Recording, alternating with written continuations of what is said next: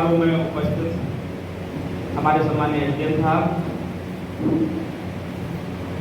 हमारे सीओ साहब, हमारे मंडल के अध्यक्ष छोटे भाई नीरज पारासर जी, सुमित यादव जी, हमारे सभी सरपंच, सभी सचिव और हमारे सभी रोजगार सहायक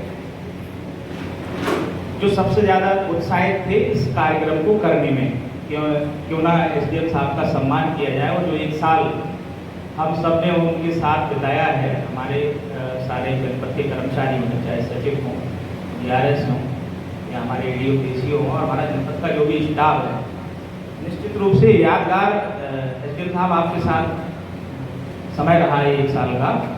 मैं आपको व्यक्तिगत अनुभव बताऊं, मेरी एसडीएम साहब की कमी कह सकते हो या मेरे में अवगुण हो सकता है ये कि मेरी किसी अधिकारी से नहीं बनी आज तक।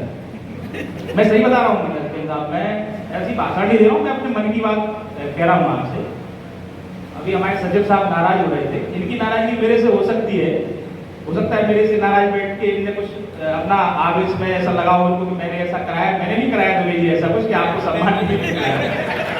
मैं इसलिए कह रहा हूँ, आज अब आपकी नाराजगी इसकी हो सकती है कि आपको एक आदेश हुआ था, आपको याद हो, मैंने निवेदन किया था आपको एक बार नहीं 5 बार फोन करके कि आप इसमें मत जाओ, इसमें हमें दिक्कत होगी, और आप अनावश्यक मेरे बारे में थोड़ा सीधा सोचोगे कि ऐसा मैं करा रहा हूँ, मैं करा बनी। और मैंने यही बता दिया कि मेरा अवगुण भी हो सकता है या मेरा स्वभाव हो सकता है, तो इसलिए आई फ्लू की दिक्कत है, ये नहीं सोचना कि मैं बोलते बोलते नर्वस हो रहा हूँ, बिल्कुल नर्वस नहीं हूँ। और एसडीएम साहब को तो ये भी नहीं पता कि मैंने कलेक्टर साहब को फोन करवा के एसडीएम साहब को सीओ का चार्ज दिलवाया था। मुझे नहीं लगता एसडीएम साहब को पता होगा, आप पूछ लेना कभी। और ये पूरे एक साल में कभी 1 मिनट अगर मेरी सीओ साहब से फोन पे बात हुई तो अकेले में पूछ लेना आप। अगर उंगलियों को गिन लोगे तो एक साल में साहब भी बता देंगे कि इतनी बार मेरी फलाने से बात हुई है। कभी ना किसी काम के लिए मैंने उनको फोर्स किया, ना कभी मुझे ऐसा लगा कि मैंने किसी काम के लिए बोला हो और साहब ने उस पर ये बोला हो कि देख लूंगा। सर, देखने वाले सबसे मुझे बहुत नफरत है, मैं सही बताऊंगा आपको, इसलिए मैंने कभी फोर्स नहीं किया आपको किसी काम के लिए। अधिकारी अब ऐसे कहता है देख लेता हूँ, मुझे बहुत बुरा लगता है अंदर से। ऐसा नहीं है कि गलत काम के लिए अपन बोलो तो नहीं भी करना चाहिए, मेरा ऐसा मानना है।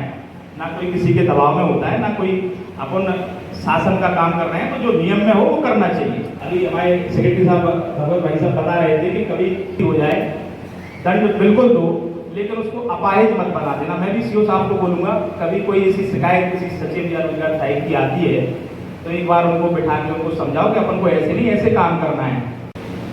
धन्यवाद दादा जी। आज के कार्यक्रम में हमारे बीच में हमारे जनपद पंचायत के परिवार के मुखिया माननीय अध्यक्ष महोदय, सम्मानीय एसडीएम सर, जिनका आज धन्यवाद के रूप में उनका आभार के लिए ये कार्यक्रम रखा गया है, हमारे मंडल अध्यक्ष जी पारासर जी, यादव जी, और कार्यक्रम में उपस्थित हमारे APO मैडम, समग्र अधिकारी श्रीवास्तव जी, DC आवास, सभी सम्मानीय सरपंचगण, हमारे बेहतरीन साथी DCO, जनपद स्टाफ और सभी सम्मानीय सचिव एवं रोजगार सहायक भी करके आपका जो समय रहा ये बहुत ही हमारे लिए सराहनीय रहा। हम उसके लिए बड़ा उचित है, बड़ा अच्छा मार्गदर्शन में हमारे सभी साथियों ने ये बार बार मेरे से कहा कि साहब कभी महसूस ही नहीं हुआ कि हमारे यहाँ सीओ नहीं। माननीय मंडल अध्यक्ष, सम्मानित मंडल अध्यक्ष और नवागत सीओ, साथ ही जनपद के सभी अधिकारी कर्मचारी, सभी सम्मानीय सरपंच महोदय एवं सभी सचिव एवं DRS, सबसे पहले आज के इस कार्यक्रम के लिए आप सभी का बहुत बहुत धन्यवाद। मेरे जाने के बाद भी आप लोगों ने मुझे याद किया, इसका बहुत बहुत धन्यवाद। जो करीब 11 महीने का जो कार्यकाल रहा, जिसमें हमने बहुत बड़ी बड़ी चुनौतियों का सामना किया, उसमें न केवल मेरा बल्कि जनपद के सभी अधिकारी कर्मचारी और सभी सचिव और सभी DRS का बहुत बड़ा योगदान है। भले कोई भी योजना आई चाहे वो लाडली बहना का काम हो, जिसमें सचिव महोदयों ने इतनी मेहनत की है कि जिसकी जितनी तारीफ की जाए उतना कम है। दिन रात एक करके समग्रता KYC करना हो, एक आवेदन को ऑनलाइन जमा करना हो, दावे आपत्ति निपटाना हो, बहुत ज़्यादा मेहनत की है इसमें। इसके लिए बहुत बहुत आप सभी का धन्यवाद। इसके अलावा आयुष्मान कार्ड बनाना, आयुष्मान कार्ड का वितरण करना, जन सेवा अभियान और विकास यात्रा भी की थी इसी बीच में, जो बहुत बड़ा आयोजन था, जिसमें भी हमारे सचिवों ने, GRS ने बहुत ज़्यादा मेहनत की थी। तो कुल मिलाकर मेरे कहने का मतलब ये है कि जो कार्यकाल 11 महीने का अच्छे से निकला, उसका बहुत बड़ा योगदान आप लोगों का है। यदि आप लोग सहयोग नहीं करते, अच्छे मन से काम नहीं करते, तो ये कार्यकाल जो बहुत अच्छा लग रहा है, बहुत खराब भी हो सकता था। तो इसमें मैं पुनः आप सभी को, मतलब जनपद के अधिकारी, कर्मचारी, सचिव, GRS, आपका पुनः एक बार बहुत बहुत धन्यवाद करता हूँ और उम्मीद है कि आप सभी लोग ऐसा ही काम हमारे जो नवोदय CO साहब आए हैं उनके साथ भी कंधे से कंधा मिलाकर करते रहेंगे। धन्यवाद। अगर तूने शिकायत नहीं कर, मुझे लगा कि मेरे अगर बात मेरे पहले ही है वैसे वो, क्योंकि उनको काफी काम को कम समय है, जो चाहते नहीं है को चार्ज देना, तो मैंने बढ़िया नोटिस चलवाई। क्योंकि मैं लिखने में बहुत कमजोर हूँ, मेरे शब्द जो है मेरे कम पड़ जाते हैं, इसलिए मैं गुरुवार जी से बढ़िया नोटिस तैयार करवाया, एक नोटिस बनवाई, एक लेटर बनवाया कि सर के पास पहुँचे तो सर क्यों काटना, अच्छा लेटर बनवाया।